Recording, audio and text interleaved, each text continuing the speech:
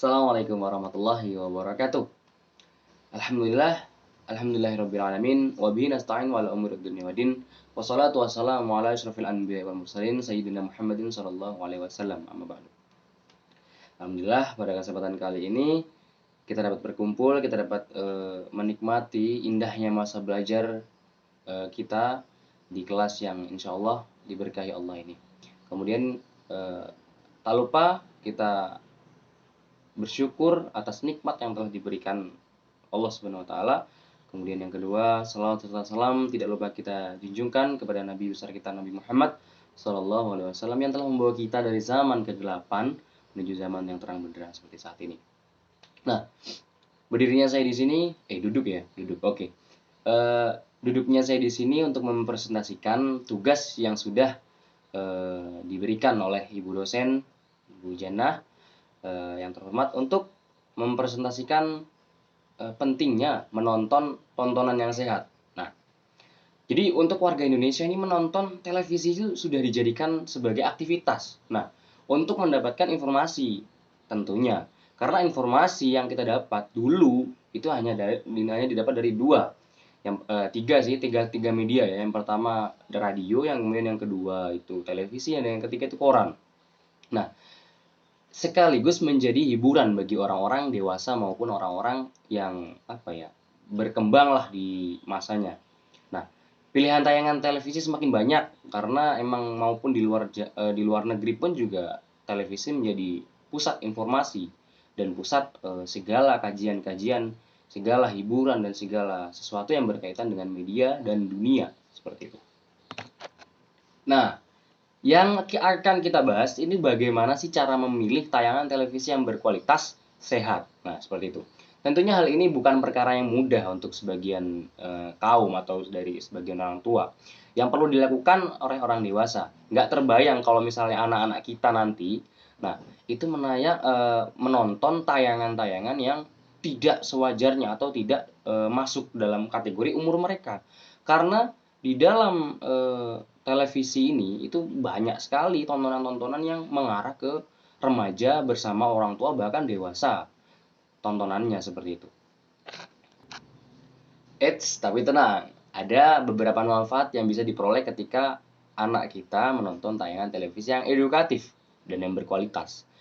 Nah, nih, kenapa kok kita bahas tentang anak-anak? Karena anak-anak itu bibit-bibit unggul, bibit-bibit muda, bibit-bibit bangsa kan kayak gitu. Kalau misalnya kita dari anak-anak sudah dirusak dengan televisi atau media, kedepannya bagaimana? Atau kedepannya kan bakalan rusak juga kan kayak gitu. Nah, yang pertama ini cara-caranya. Mungkin ada beberapa orang tua atau beberapa kalangan yang menganggap ini biasa saja. Tetapi yang perlu diperhatikan, yang pertama, cara menghindari atau menghindarkan anak dari tontonan-tontonan sampai keterbiasaan yang buruk. Yang pertama, jangan makan sambil menonton TV. Karena banyak orang tua yang memanfaatkan TV agar mudah menyuapi anaknya. Padahal makan sambil menonton TV itu bisa memicu obesitas ya. Karena nggak terasa mereka itu makan apa seperti itu. Itu yang pertama. Kemudian yang kedua, jangan meletakkan TV di kamar. Karena kita sebagai orang tua tidak bisa selalu mengontrol anak kita ketika kita bekerja, ketika kita berpergian. Kita nggak pernah tahu apa yang ditonton sama mereka. Nah, beberapa keluarga memang sering memasang televisi di setiap kamar, bahkan di setiap kamar di rumah itu ada mungkin televisi bagi orang-orang yang ada. Nah, kemudian pilih tayangan yang edukatif. Nah, tidak semua tayangan yang ada di televisi itu bisa diambil intisari atau sebagainya. Buktinya ada Smackdown dulu itu, kemudian ada yang tidak mendidik dan sebagainya. Itu seharusnya kita hindari ya. Kemudian apa yang perlu dilakukan orang tua ketika saat atau ingin menonton? Nah, yang pertama yang jelas mendampingi anak ketika menonton. Ada baiknya jika orang tua selalu mendampingi anak di saat menonton televisi. Karena ya kalau kita nggak dampingin, kalau misalnya ada adegan yang di sana mengandung unsur porno dan dia kepo, kan anak kecil kepo nih. Jadi anak kecil kan memang sifatnya kepo dan anaknya jujur gitu kan anak kecil ya. Kemudian ya kita gunanya di situ kita untuk mungkin menutup mukanya, menutup matanya, kan gitu. Mungkin bisa gitu dengan didampingi orang tua. Kemudian yang terakhir berikan contoh yang baik. Nah, tetap kita gimana ya? Kuntum khairu ummatin ukhrijat linnasi ta'muruna bil ma'rufi wa tanhauna 'anil munkar. Ya kita tetap disuruh namanya berbuat ma'ruf dan nahi mungkar dan mencegah kemungkaran, mencegah kebatilan seperti itu.